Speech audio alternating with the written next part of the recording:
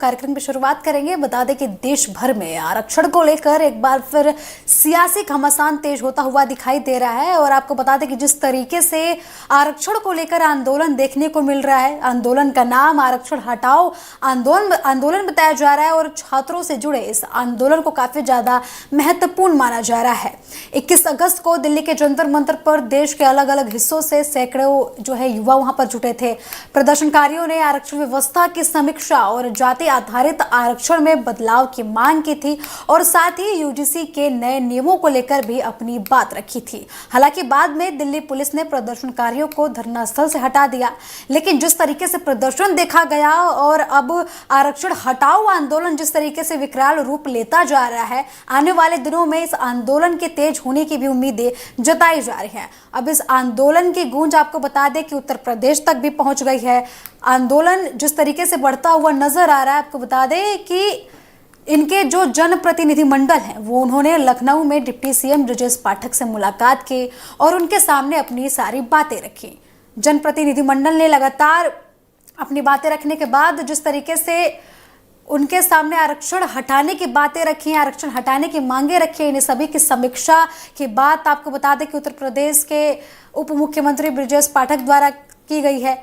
लेकिन काफी ज्यादा इस मामले में संवेदनशीलता भी देखी जा रही है, क्योंकि मामला आरक्षण से जुड़ा हुआ है। आरक्षण का मुद्दा जब भी देश में उठा है तब संवेदनशील होने की काफी ज्यादा संभावनाएं बढ़ जाती हैं, क्योंकि काफी समय से सोशल मीडिया पर प्रदर्शन या फिर आंदोलन को लेकर काफी ज्यादा आक्रोश देखने को मिला। कॉकरोच जनता पार्टी का आंदोलन हो, उसने भी आने वाले समय में जिस तरीके से जो समय आया था, पहले लगा था कि कॉकरोच जनता पार्टी का आंदोलन उतना विकराल रूप नहीं लेगा, लेकिन वो आंदोलन भी विकराल रूप लेता हुआ नजर आया। अब ये भी आंदोलन निकलकर सामने आया है, आरक्षण हटाओ आंदोलन निकलकर सामने आया है। और जिस तरीके से सोशल मीडिया पर इसकी चर्चाएं हो रही हैं, लगातार जो इसके प्रतिनिधि हैं वो अपील कर रहे हैं कि लोग ज्यादा से ज्यादा इस आंदोलन से जुड़े और नई नीतियों के खिलाफ अपनी आवाज उठाएं। और ये गूंज अब उत्तर प्रदेश तक भी पहुंच गई है। तो इसके सियासी तो है तरीके से देखा जाए तो ये काफी ज्यादा मुद्दा महत्वपूर्ण होता हुआ नजर आ रहा है।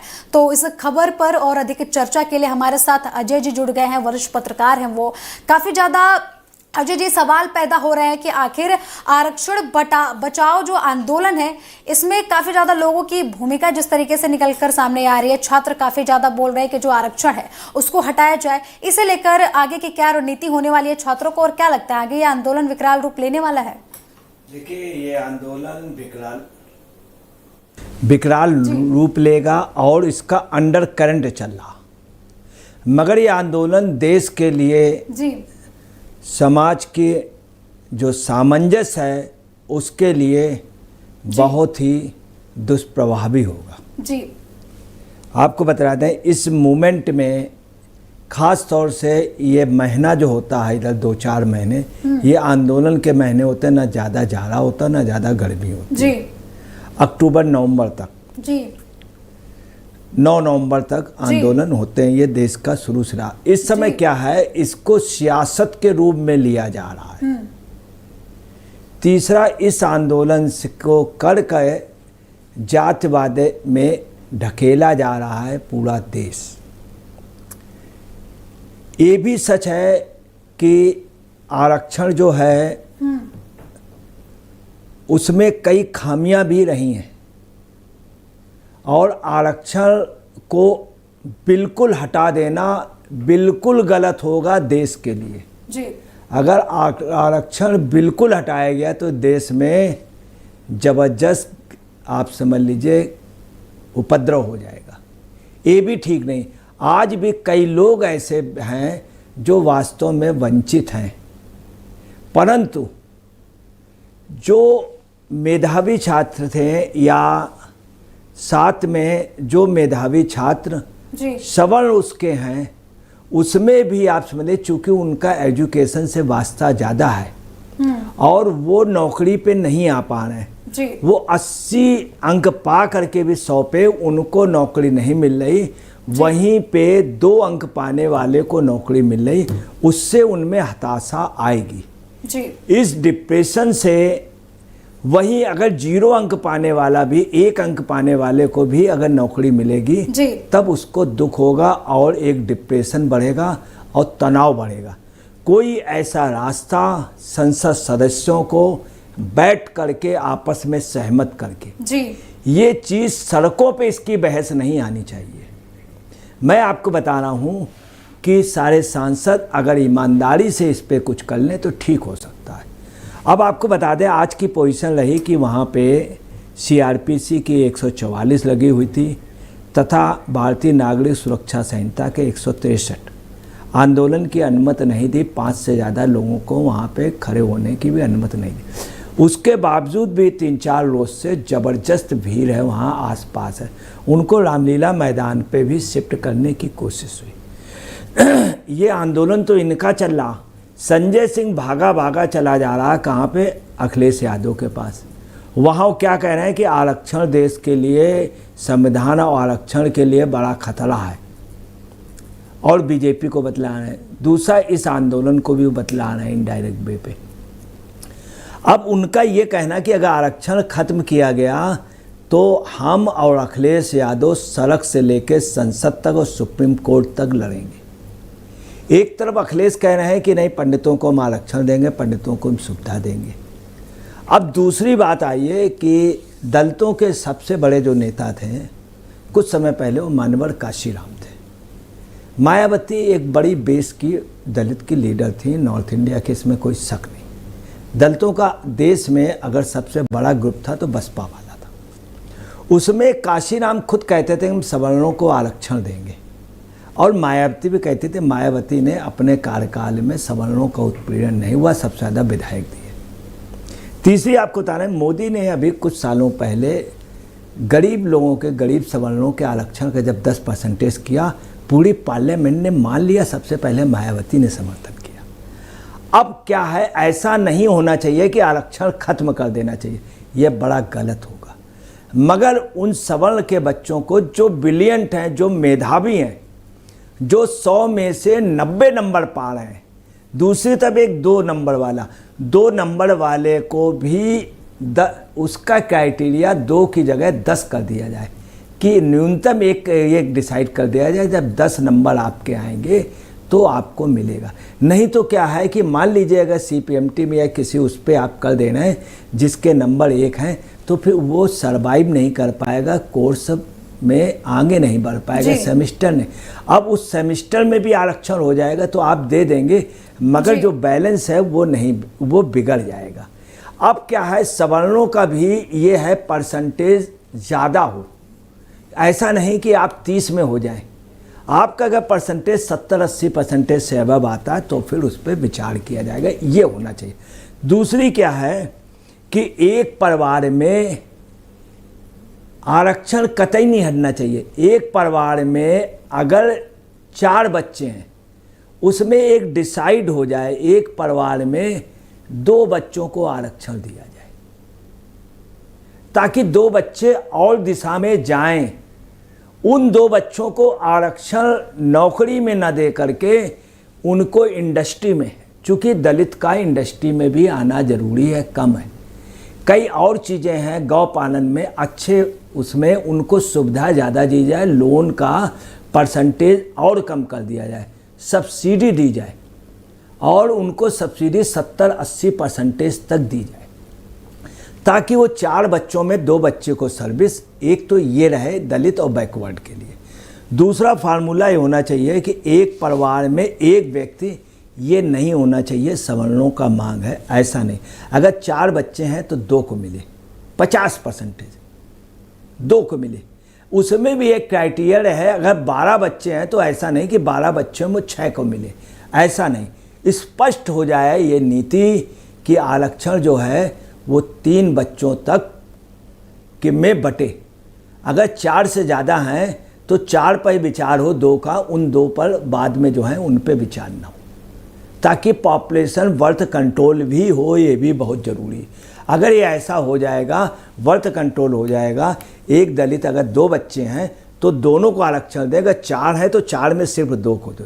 तो दलित भी ध्यान रखेगा या बैकवर्ड भी ध्यान रखेगा, अल्पसंख्यक भी ध्यान रखेगा, हमको 3 बच्चे 4 बच्चे से ज़्यादा नहीं। एक तो ये चीज़ रहे, ये चीज़ मान्य हो सकती है, इसमें कोई भी तबका नाराज ना हो। ये अगर सांसद लोग मिल के बैठ कर लेंगे तो निश्चित तौर पे मान्य। कहना नहीं चाहिए। आज काशीराम नहीं है, अगर होते हैं तो फार्मूला निकल आता। आप देखिएगा मायावती का रोल इस पर निगेटिव नहीं जाएगा। अब सपा वगैरह का निगेटिव रोल है आपका कि समाज में वैमनस्यता हो, लड़े, खून खराबा हो और लाशों पे राजनीति करें। ये सभी दलों की सोच है। दूसरा क्या होना चाहिए, ये हमारे व्यक्तिगत विचार हैं, कतई भी किसी को लड़ाने का समाज का नहीं है। मैंने स्पष्ट कहा है आरक्षण खत्म नहीं होना चाहिए, मगर ऐसा नहीं कि सवर्णों को सब आरक्षण दे दिया जाए, ऐसा भी नहीं होना चाहिए किसी को। दूसरा क्या है, लेकिन छात्रों की जो मांग है वो ये कहना चाह रहे हैं कि आप जाति के आधार पर आरक्षण मत दीजिए, आप जो है आर्थिक तरीके से, आर्थिक तनाव जिसके घर पर है उनको आरक्षण मिलना चाहिए। तो उस आधार पर यह आरक्षण की मांग की जा रही है। और जिस तरीके से बात की जाए आरक्षण को लेकर, तो देश में अक्सर आरक्षण का मुद्दा उठता आया है, क्योंकि आरक्षण को लेकर लगातार कई जो समुदायों ने आवाज उठाया है। अब फिर से आंदोलन देखने को मिल रहा है, तो उम्मीदें ये भी जताई जा रही है कि आने वाले चुनाव में ये जो आंदोलन हुआ है वो काफी ज्यादा इफेक्ट डाल सकता है। देखिए, इस आंदोलन में बेहद गलत बात आ रही। कुछ लोगों को इस तरह की गलत फहमी है जी। कुछ लोगों को दूसरे राजनीतिक दल ये समझा रहे हैं कि आरक्षण बिल्कुल खत्म हो, ताकि ये बात कह दी जाए उससे जिनको आरक्षण मिल रहा वो सड़कों पे उतर। क्या लगता है अगर आरक्षण पूरी तरीके से खत्म कर दिया जाता है, अगर इनकी मांगे मान ली जाती है, तो किस तरीके के परिवर्तन समाज में देखने? मैं आपको बता रहा हूँ, चूंकि मैं इतने साल से मैं फील्ड में रहा हूँ, मैंने जमीन में पत्रकारिता की जी। अगर ऐसा हुआ तो देश के लिए सबसे दुखदायी दिन होगा, सबसे दुखदायी दिन होगा। हिंसा की इतनी ज़बरदस्त वारदातें होंगी कि ये देश, ये विदेशी लोग बांटना चाहते हैं लोग, ऐसा बिल्कुल नहीं, बीच का कोई फार्मूला निकले। दूसरा क्या होना चाहिए, जो दलित को आरक्षण मिल रहा उसमें जो आईएएस बन गए, जो पीसीएस बन गए, उनको सारी सुविधाएं मिल गई, उनके बच्चों को आरक्षण नहीं मिलना चाहिए क्रीमी लेयर के। जिनकी हैसियत 200 करोड़ रुपए से ऊपर हो या 50 करोड़ रुपए से ऊपर हो, उस दलित के बच्चों को आरक्षण नहीं मिलना पे, जब उसको आरक्षण नहीं मिलेगा तो जो और दलित हैं उनको मिल जाएगा, जो वास्तव में वंचित हो रहे हैं। ऐसी बात नहीं, आज भी ये है जो बेचारा सू इंजीनियर है, जिसको कुड़िल समाज कहते हैं, आदरणीय कुड़िल समाज, वो जो सू इंजीनियर है, सफाई कर्मचारी, वो आज भी सफाई कई जगह कर रहा है। और उसी में कुछ बन गए, यादवों में कुछ यादव बन गए, उनके पास बड़ी गाड़ियां हो गई। आम यादव आज भी गांव में उसकी जमीन दूसरा यादव हथिया रहा है, ये कटु सच। दूसरा, क्रीमी लेयर के अलावा एक मिनिमम क्वालिफाइंग लाइन कर दी जाए। दलित या बैकवर्ड को आरक्षण है, मगर ये ना हो कि 1 नंबर पे भी मिल जाए। एक क्वालिफाइंग लाइन कैसे, सवर्ण और बैकवर्ड ये सब लोग मिल करके, ये संभव है। ये क्षमता जो है ये मोदी में है, ये बीजेपी में है। संघ इसको कर सकता है, संघ को झुकना होगा, समझना होगा। मगर आरक्षण, लेकिन तस्वीरें तो ये भी निकल कर सामने आई कि ब्रजेश पाठक जो हैं उत्तर प्रदेश के उप मुख्यमंत्री, वो भी छात्रों से मिलने के लिए गए, और प्रतिनिधि जो है उनके छात्रों के वो मिले उनसे। उसके बाद अटकलें लगाई जा रही हैं कि जो है सरकार उनकी बातों पर विचार विमर्श कर सकती है। लेकिन एक तरफ ये भी बोला जा रहा है कि अगर आरक्षण हटा तो काफी बुरा होगा, ऐसा आपका कहना है। तो किस तरीके के चुनावी नतीजे देखा जाए, या फिर राजनीतिक तौर पर भी नुकसान तो होने ही वाला है। और बात की जाए कि अगर सरकार इनकी मांगों को सुनती है, छात्रों की, जिस तरीके से आरक्षण हटाओ आंदोलन किया जा रहा है, आरक्षण हटाने की बात की जा रही है, अगर सरकार सुनती है, इनकी मांगों को पूरा करती है, आरक्षण अगर हटाया जाता है, तो सरकार को कितना नुकसान हो सकता है? देखिए, तमाम आंदोलन होते हैं, अगर सरकार इनके सुनती है, सरकार को कोई विशेष नुकसान नहीं होगा। मगर सरकार को बड़ी समझदारी से, कोई भी नाराज ना हो, कोई भी ये चीज़ संसद निकाल सकती। कई बार संसद जब राजनीति से हट के सोचा है तो संसद में कई चीज़ें निकल करके आई, जैसे सवर्ण आरक्षण वाला मोदी ने मूव किया, सब लोगों ने मान लिया। धारा 370 का भया विरोध हुआ, और मालूम सबसे पहला सपोर्ट किसने किया? जब धारा 370 में शाह आए, बोले वो 370 खत्म, तो सांसद हो गए, भैया कैसे खत्म? बोले मैं राष्ट्रपति के पास से हो करके यहाँ आया हूँ। और उसमें सबसे पहला समर्थन बसपा ने दिया। कांग्रेस का जो विप जिसको जारी करना था उसने कह दिया मैं समर्थन करता हूँ, जबकि कांग्रेस ने नहीं। तो इसका रास्ता, इसके अलावा आपको बताना है सबसे जो मेन बात है, आर्थिक स्थिति से जो गरीब हैं आर्थिक स्थिति से जो गरीब हैं, जो वास्तव में गरीब हैं, उनको आरक्षण, अगर इस चीज़ को दलित कह दें कि नहीं इनको दिया जाए, इन पे विचार किया जाए, मगर परसेंटेज बहुत ज़्यादा ना हो। अगर ये चीज़ दलित भी इस चीज़ को स्वीकार कर लेगा, आर्थिक उनको ज़रूर से ज़रूर दिया जाए। और जो 50% की आरक्षण की सीमा है, इसमें दलित भाइयों को, बैकवर्ड को आगे आना पड़ेगा।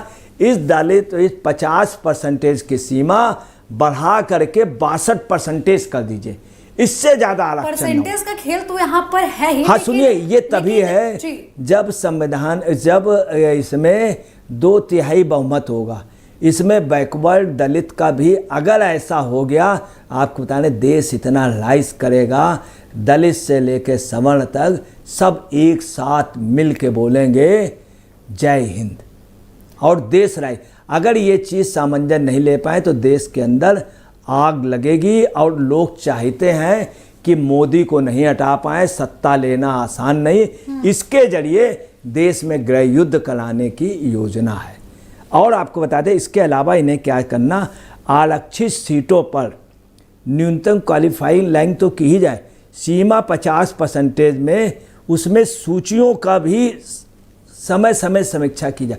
और एक बात और बता रहे हैं जिसमें लोग निगेटिव हो जाएंगे, बैकवर्ड समाज में कुछ समाज जो आज सरसब्ज हो गए हैं, मजबूत हो गए, उनको आरक्षण सूची से हटाया जाए, आरक्षण सूची से हटाया जाए।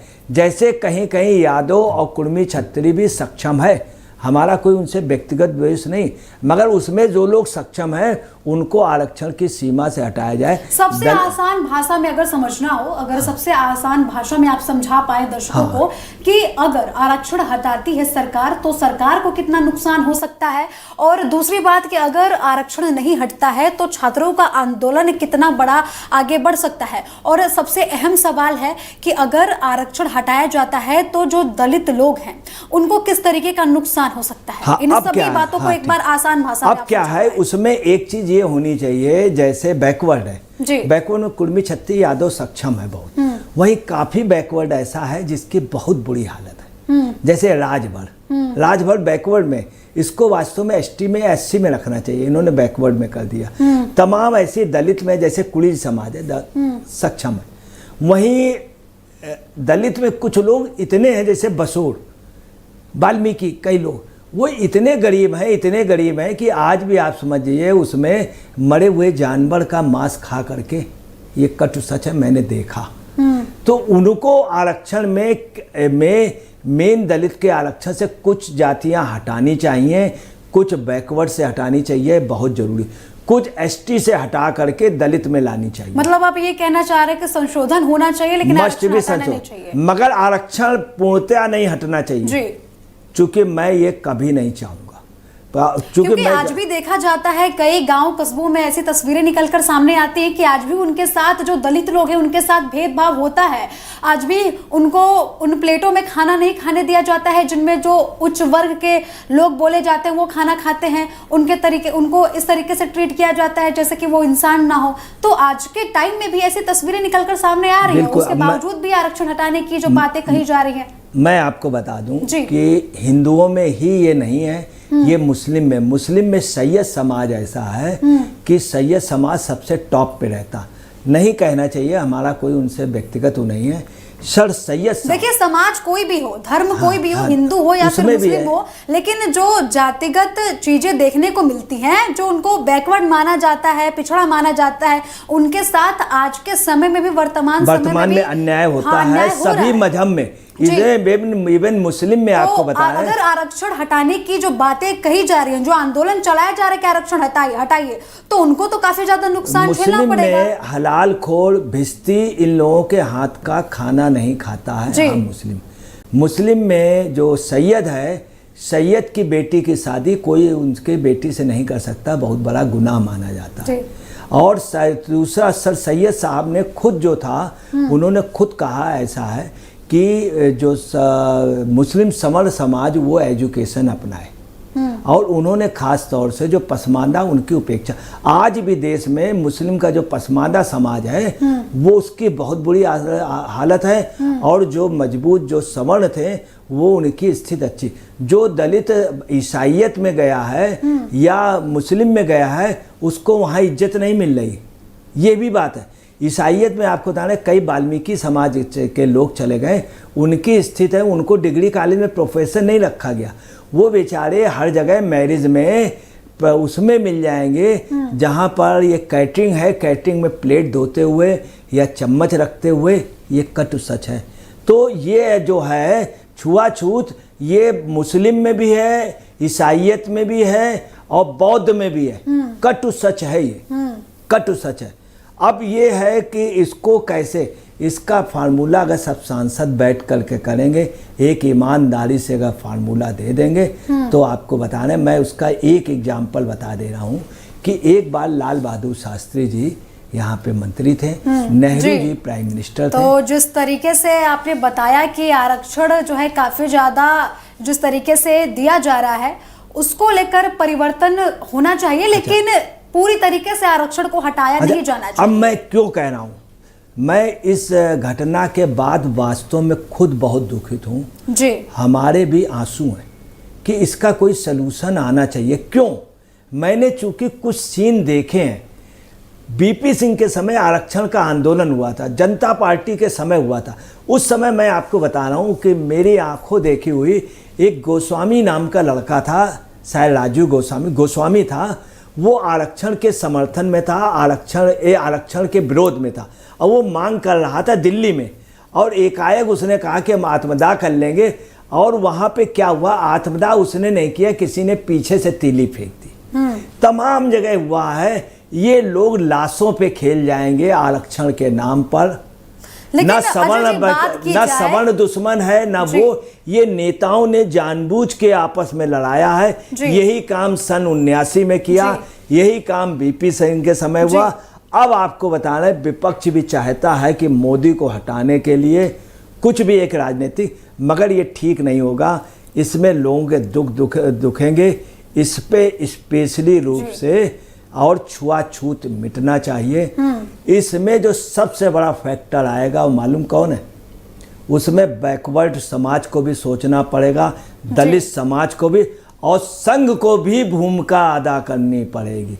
याद रखिएगा, अगर जातिवाद कोई मिटा सकता है तो दलित, एससी, बैकवर्ड और संघ, अगर संघ चाह लेगा, संघ में इतनी कुव्वत है कि वो जातवाद को उसने मिटाया है कई जगह, उनके यहाँ शाखाओं में वो आपस में एक दूसरे को तिवारी जी, गुप्ता जी कह के नहीं पुकारते, रामलाल जी, श्यामलाल जी। ये दूसरा क्या है कि आदिवासियों में उन्होंने काम किया, दिखा दिया।